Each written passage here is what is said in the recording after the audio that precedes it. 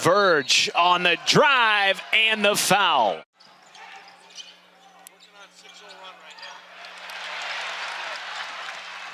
Murray back the other way. Murray, the two-hand jam and the foul.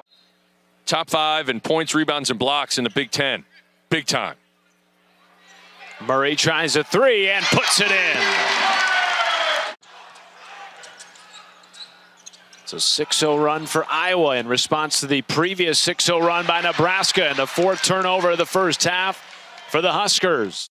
In the win over Maryland, here is Verge down to Walker, and another one left off the rim by Derek Walker. Now up ahead to Murray. Everybody in the building wanted that. The lid on Carver Hawkeye Arena might have popped off. Murray gives it up to Toussaint. Back to Keegan Murray. To execute. Oh, and there were times in that win over Minnesota where it looked like Nebraska just got a little too far ahead of itself as Chris Murray gets involved in the scoring action.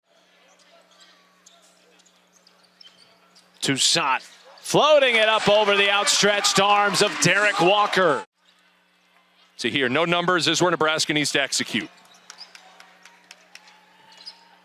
Down to Walker and puts it in. He had not been doing earlier in the year for Iowa, said he feels so much more comfortable in that spot on the floor. Yeah, which is interesting because you would think a shooter would be more comfortable off the ball, but some guys like to just have the ball in their hands more. Haven't seen enough of him attacking. Murray sends it in. Keegan Murray on the kick out. Murray with 24 points in that first half. How about Patrick McCaffrey? Bryce McGowan's no field goals in the first half, and he starts 0 for 1 in half number 2. Kind of half Nebraska followed up with, though.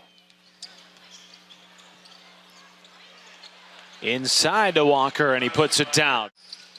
Well, it's just wild. You turn on the film, the start of that Minnesota game, Nebraska was playing with their hair on fire, flying around, doing everything.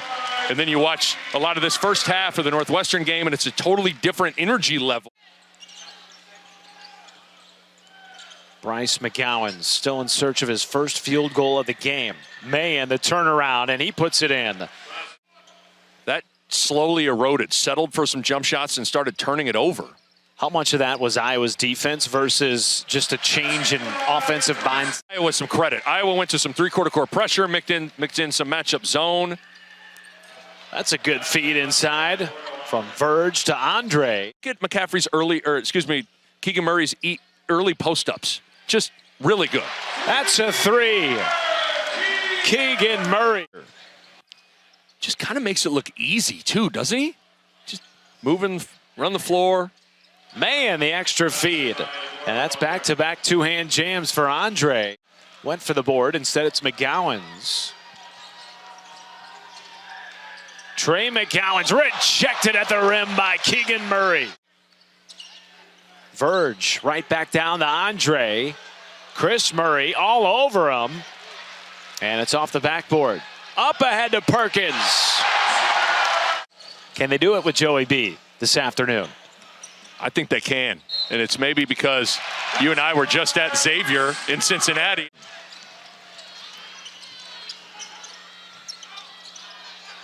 Bohannon got clobbered, but the ball ended up in the hands of Keegan Murray.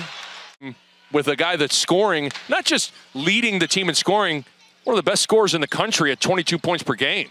And now his brother Chris Murray for three, puts it in. In terms of picking and popping, defending the three-point line, they're athletic, they're mobile. Verge throws it up top, and Bryce McGowan has his first field goal of the ball game on the alley-oop. Patrick McCaffrey scooting into the lane and puts it off the window. But again, that's off of a made basket, and Patrick McCaffrey shoots a layup in about 5 or 6 seconds. And now McGowan starting to get going here in the second half. That's back-to-back buckets for one of the best scoring freshmen in the country. And his brother Trey comes away with the turnover. I can really put pressure on the opposing defense. How many guys got a great matchup for Keegan Murray that can post defend, can defend him from the three-point line when he's out? So it's great to see him back in the equation. Bryce McGowan's with a full head of steam. Through contact, puts it off the window. And this is the type of performance that Fran McCaffery wanted to see. Coming off back-to-back wins as Connor McCaffery. Against the Nittany Lions, obviously came up short in double overtime, but nevertheless knocked them down. And a big rebound from Kobe Webster. 14-3 run right now for the Huskers. Webster puts in a three. Make it a 17-3 run. Toussaint dribbling out of traffic. Into the hands of Wilcher. Webster left wide open. And he splashes another. Nebraska's starting to get easy shots in the open floor. And I think Iowa's attention to details, you see Keegan Murray with a tip in.